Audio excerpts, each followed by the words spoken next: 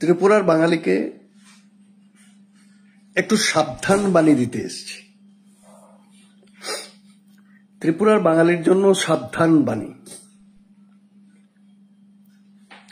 ত্রিপুরার যে স্বয়ম্ভূ রাজা আছে, স্বয়ম্ভূ রাজা,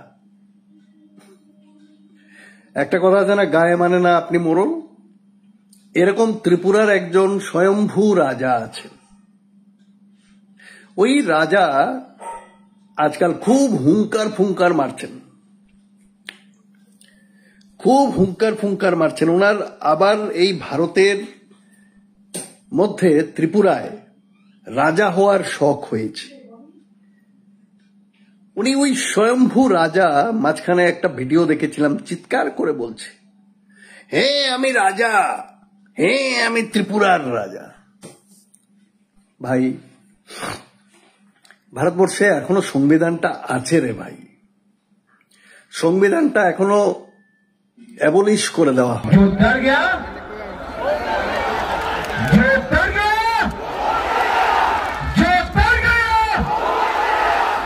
तो यहाँ में आज से 2 साल पहले बुबागरा ने बोला था पिपरासा का थानसा करेगा। आज मैं अस्तबल ग्राउंड से बोलना चाह रहा हूँ, जिसको सुनना है सुन लो। मैं नॉर्थ ईस्ट का थानसा 1 नॉर्थ ईस्ट करके छोड़ूंगा।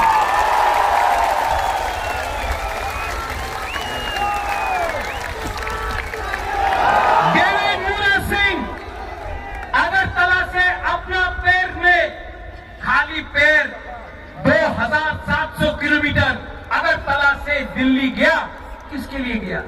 अपना परिवार के लिए नहीं, अपना जाति के लिए। अगरतला से मैं बोल रहा हूं,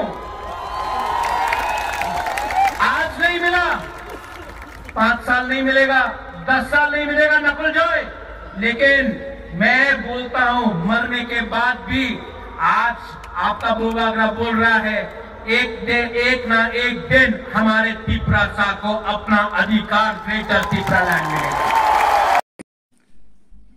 नमस्कार, शुभ सन्ध्या।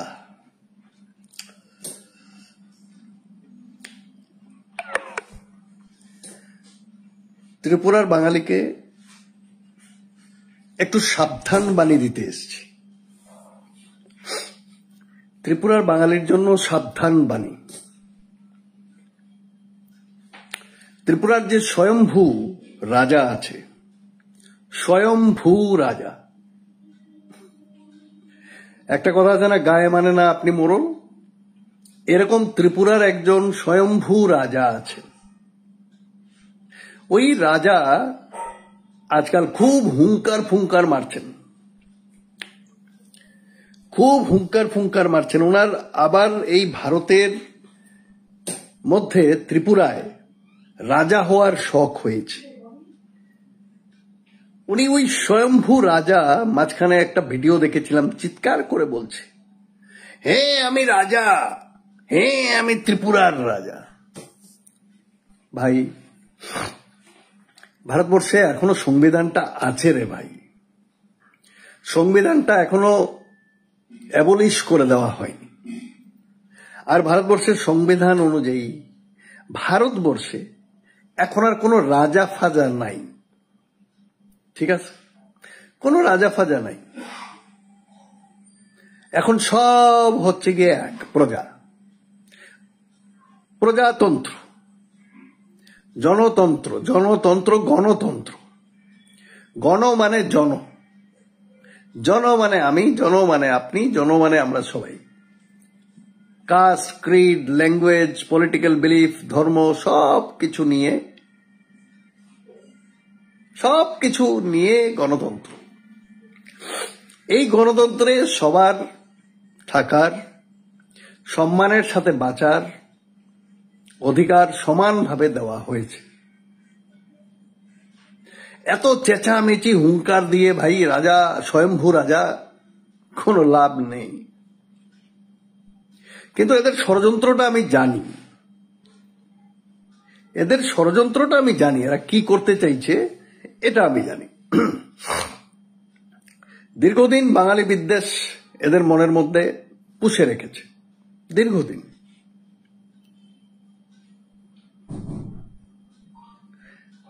ত্রিপুরার বাঙালিদের গণহত্যাগুলো আমরা ভুলিনি।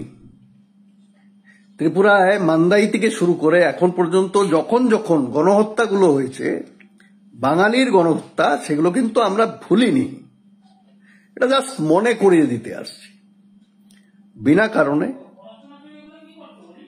কারণে নিরস্ত্র, নিরপরাধ, শান্তিপ্রিয় বাঙালি মানুষদের উপরে আক্রমণ করে রাতের অন্ধকারে ঘরবাড়ি জ্বালিয়ে দিয়ে মান্দাইতে যে গণহত্যা হয়েছিল সেটা আমরা মনে রেখেছি। মান্দাই থেকে শুরু করে কাঞ্চনপুর পর্যন্ত, এরপরে নানান সময়ে গত 3-4 বছরও পর্যায়ক্রমে বাঙালিদের বিভিন্ন গ্রাম বেছে বেছে আক্রমণ হয়েছে। আমরা কিন্তু ভুলিনি।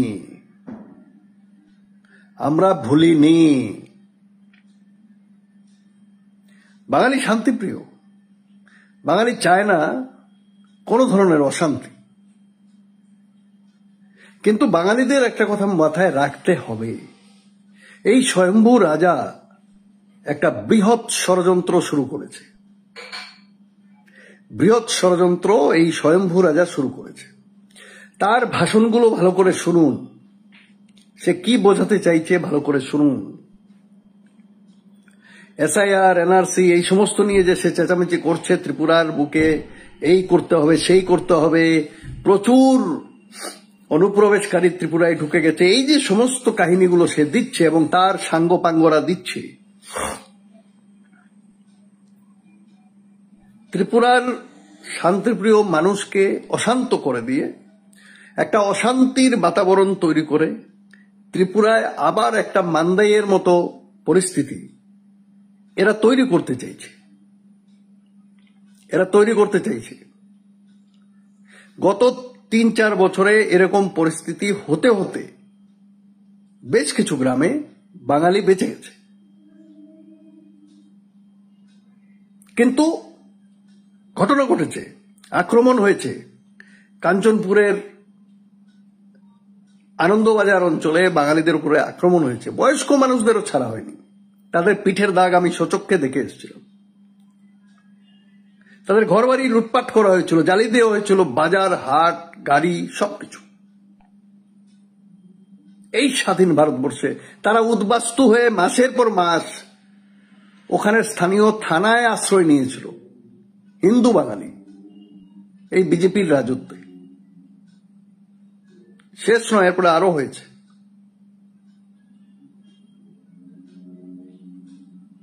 পরিস্থিতি অশান্ত করে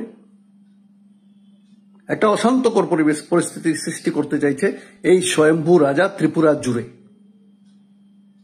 তার কথা হচ্ছে এখানে অর্ধেকের বেশি পপুলেশন হচ্ছে অবৈধ অনুপ্রবেশকারী বাংলাদেশি, তাদের তাড়াতে হবে।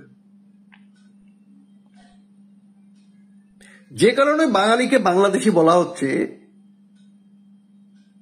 তার কারণ হচ্ছে ত্রিপুরার পাশে একটা দেশ 1971 সালে বাংলাদেশ নামে পরিচিত হয়েছে। তার আগে ছিল ইস্ট পাকিস্তান।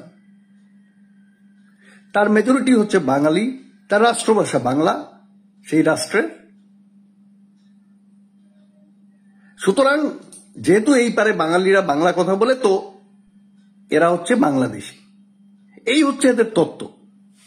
কিন্তু আমি আপনাদের বলে রাখি, ত্রিপুরী, মগ, রিয়াং, চাকমা থেকে আরো যে সমস্ত জনজাতি এই ত্রিপুরার বুকে থাকে আজকের দিনে, যারা নিজেদের ত্রিপুরী বলে, সেই সমস্ত জনজাতি কিন্তু বাংলাদেশের পার্বত্য অঞ্চলগুলোতে থাকে, সেখানেও থাকে। তারা কি অনুপ্রবেশ করছে না? তারা কি আসছে না ভারতে? ত্রিপুরী যতগুলো যারা নিজেদের ত্রিপুরী বলে, চাকমা থেকে শুরু করে, মগ থেকে শুরু করে, রিয়াং থেকে শুরু করে, যতগুলো জনজাতি আছে সেখানে, তাদের কি জনসংখ্যা বাংলাদেশে নেই? তাহলে তারা কি অবৈধভাবে, তাদের একটা অংশ কি অবৈধভাবে ত্রিপুরার বুকে, ভারতবর্ষের বুকে ঢুকছে না? এটা কেউ গ্যারান্টি দিয়ে বলতে পারে? কিন্তু বাঙালি কোনো সময় তো এই প্রশ্ন তোলেনি, না ত্রিপুরার বাঙালি না বাইরের কোনো বাঙালি এই প্রশ্ন তো কখনো তোলেনি। তাহলে শুধু বাঙালিকে বারবার বারবার সব জায়গায় এখন সমস্ত ভারতবর্ষের বুকে বাংলাদেশি দাগিয়ে দেওয়ার কারণটা কি? বাঙালি শান্তিপ্রিয় জাত, বাঙালি প্রতিবাদ করতে পারে না, বাঙালি শান্তিপ্রিয়, বাঙালি কথা বলতে পারে না, বাঙালি মার খেয়ে ঘরে ঢুকে যাবে, পালিয়ে যাবে। নরম মাটি আছড়াতে ভাল লাগে। সময় সময় বাঙালির গণহত্যা করে দিয়ে বাঙালিদের উপর আক্রমণ শানিত করে তারা এই কনসেপ্টটা তাদের মাথায় এসে গেছে, বাঙালিকে ধরো, মারো, কাটো। হিন্দু বাঙালিকে ধরো, মারো, কাটো, যা খুশি করো। এদের কমিউনিটির থেকে কেউ কোনো কথা বলবে না। সব দলদাস, সব রাজনৈতিক কৃতদাস, সব রাজনৈতিক কৃতদাস, দলদাস। যখন কংগ্রেস থাকবে সব কংগ্রেসের দলদাস। পার্টি না বললে এরা কেউ কথা বলবে না, চুপ। মরুক গে, তার জাতি, তার ভাষার লোক, তার ধর্মের লোক মরুক, তাদের কিছু যায় আসে না। সিপিএম থাকলেও একই, এরা কথা বলবে না, কারণ আমি তো ভাই সিপিএম এর সরকার, সুতরাং আমরা কথা বলতে পারবো না। আমাদের পলিট ব্যুরো থেকে না বললে আমরা প্রতিবাদও করবো না, কিছু বলবো না। সেই সময় মান্দাই গণহত্যা আমরা দেখেছি। আজকে ভারতীয় জনতা পার্টির সরকার, যারা এক সময় সিপিএম করতো সিপিএম এর রাজত্বে, যারা এক সময় কংগ্রেস করতো কংগ্রেসের রাজত্বে, তারাই এখন বিজেপি।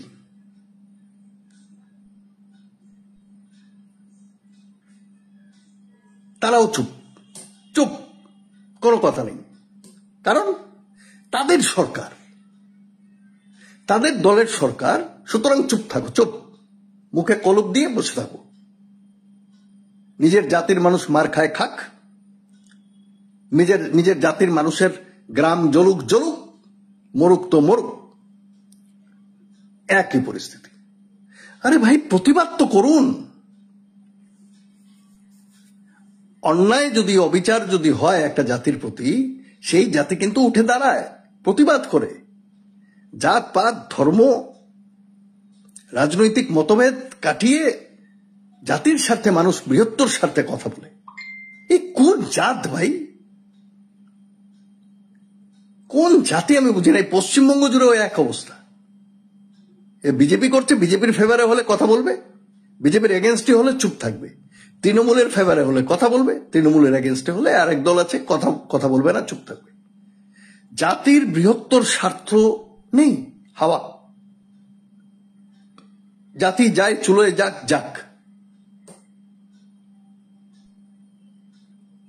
জাতি চুলোয় যাক, কিচ্ছু যায় আসে না কারোর। আমি ত্রিপুরার আকাশে বাঙালিদের জন্য অশনি সংকেত দেখতে পাচ্ছি। আমি লাস্ট বছর খানেক থেকে অবজার্ভ করছি, মাঝখানে এক দুবার কথা বলেছি, কিন্তু আজকে বেশ কিছু জিনিস দেখতে পেলাম, বক্তব্য দেখতে পেলাম, এদের বডি ল্যাঙ্গুয়েজ দেখছি। এগুলো কিন্তু দ্রুততার সাথে এগুলো বদলে যাচ্ছে।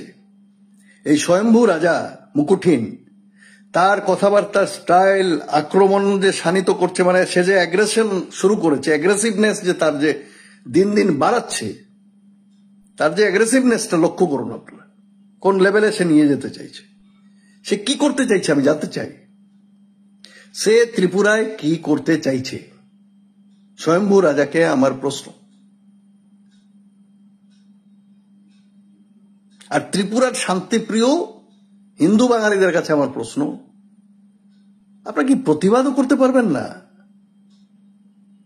মানে আপনি সিপিএম যদি হন তাহলে সিপিএম এর পারমিশন লাগবে প্রতিবাদ করতে, কংগ্রেস হলে কংগ্রেসের পারমিশন নিতে হবে, বিজেপি হলে বিজেপির পারমিশন নিতে হবে, তৃণমূল করলে তৃণমূলের পারমিশন নিতে হবে, তবে গিয়ে আপনারা বলবেন যে আমার জাতির উপরে অন্যায় অত্যাচার হয়েছে, এটা থামানো হোক।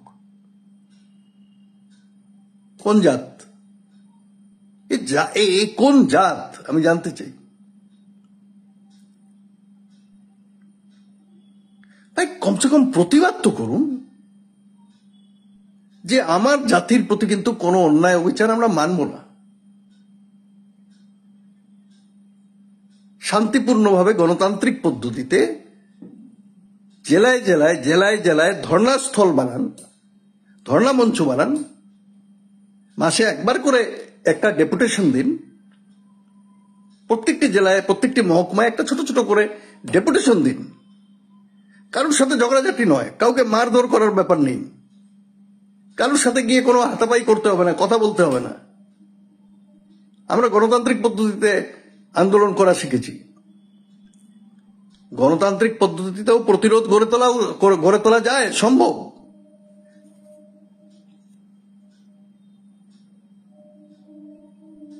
অহিংসার মাধ্যমেও আন্দোলন করা যায়। এতটুকু তো করুন।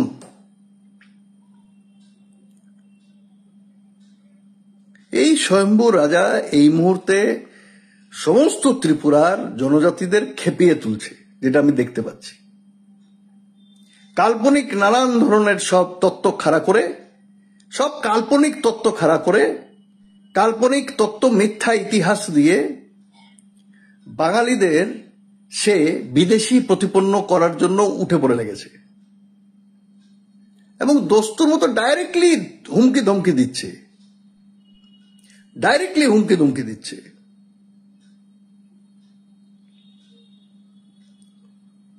এবং আমার আশঙ্কা যে কোনো সময় একটা ঘটনা ঘটে যেতে পারে।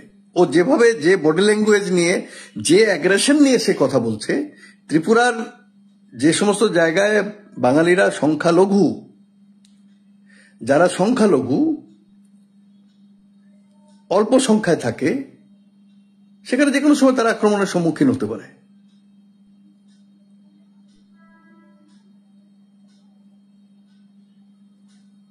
এবং হচ্ছে, কিছুদিন আগেও হয়েছে।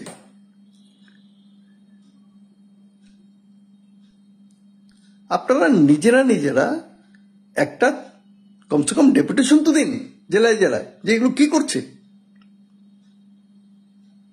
প্রত্যেকটি রাজনৈতিক দলকে, যে প্রত্যেকটি যতগুলো রাজনৈতিক দল আছে, প্রত্যেকটি রাজনৈতিক দলকে বাধ্য করুন আপনাদের পক্ষে কথা বলার জন্য। সে যেই হোক, বিজেপি হোক, কংগ্রেস হোক, সিপিএম হোক, তৃণমূল হোক, আরো যদি কোনো পার্টি থাকে, সবাইকে বাধ্য করুন আপনার জন্য কথা বলতে। ওদের জন্য কথা বলার জন্য ওরা দল বানিয়েছে, আপনার জন্য কথা বলার জন্য কোনো দল নেই। আশ্চর্য! বাঙালি জাতি প্রতি অন্যায়, অবিচার, অনাচার, গণহত্যা লাগাতার এক এক সময় হয়ে চলেছে ত্রিপুরায়, সেই মান্দাই থেকে। কিন্তু বাঙালির জন্য কথা বলার জন্য কোনো রাজনৈতিক দল নেই। আজব! তারা তাদের জন্য রাজনৈতিক দল বানিয়ে বসে আছে। সময় সময় বিভিন্ন নামে, বিভিন্ন সময় বিভিন্ন রাজনৈতিক দল আত্মপ্রকাশ করে। ঘুরে ফিরে তারা তাদের নিজেদের স্বার্থ রক্ষার জন্য এগুলো করে থাকে, স্বার্থ রক্ষার জন্য এই সমস্ত কথা বলে। লাগাতার উস্কানি দিয়ে যাচ্ছে এই লোকটা, সমাজের মধ্যে বিভেদ সৃষ্টি করে, সামাজিক সন্তুলন বিগড়ে দিয়ে একটা ভয়ঙ্কর পরিস্থিতি সৃষ্টি করার চেষ্টা করছে।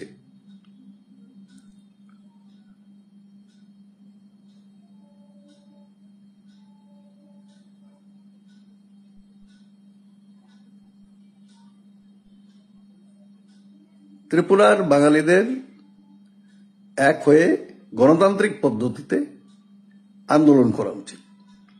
নিজেদের স্বার্থ সুরক্ষিত করা কোনো অপরাধ নয়। প্রত্যেকটি রাজনৈতিক দলের বোঝা উচিত যে তারা যাদের ভোট নিয়ে গদিতে বসে সময় সময়, তাদেরও যে রাজনৈতিক, আর্থিক, সাংস্কৃতিক এবং সামাজিক সুরক্ষার প্রয়োজন হয়, সেটাও যাতে প্রত্যেকটি রাজনৈতিক দলের মাথায় ঢোকে। এতটুক তো কমসে কম করুন, এতটুক তো করা উচিত।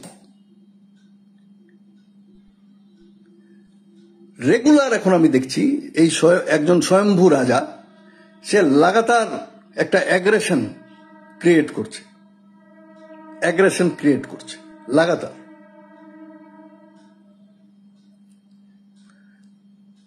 হ্যাঁ, লাভ তো নাই, আমি জানি বিপুলনাথ, বাঙালির জন্য কথা বলে লাভ নাই জানি, কিন্তু তবুও একটু বলা উচিত তো। এই জন্য বলছি, কমসে কম একটু কানে ঢোকাতো উচিত জিনিসটা। আরে ভাই, কমসে কম জেলায় জেলায় একটু ধর্ণা টর্ণা দাও, একটু জানান দাও যে তোমরা আছো ভাই। প্রত্যেকটি রাজনৈতিক দল এক হয়ে নিজেদের কথা তো বলো, নিজের জাতিসত্তার প্রকাশ করো। বলো ভাই, আমরা কি দোষ করেছি, আমাদের নিয়ে এত তোমাদের এগ্রেশন কেন, আমাদের উপরে এত রাগ কেন, আমরা কি করেছি, কোন দোষটা করেছি আমরা, এতটুকু তো জিজ্ঞেস করো ভাই। বাঙালিরা কোন ক্ষতিটা করেছে, বাঙালিরা তোমাদের কোন ক্ষতিটা করেছে ভাই, এটা তো জিজ্ঞেস করার মানে কমসে কম অধিকারটুকু আছে। ভালো থাকবেন, নমস্কার।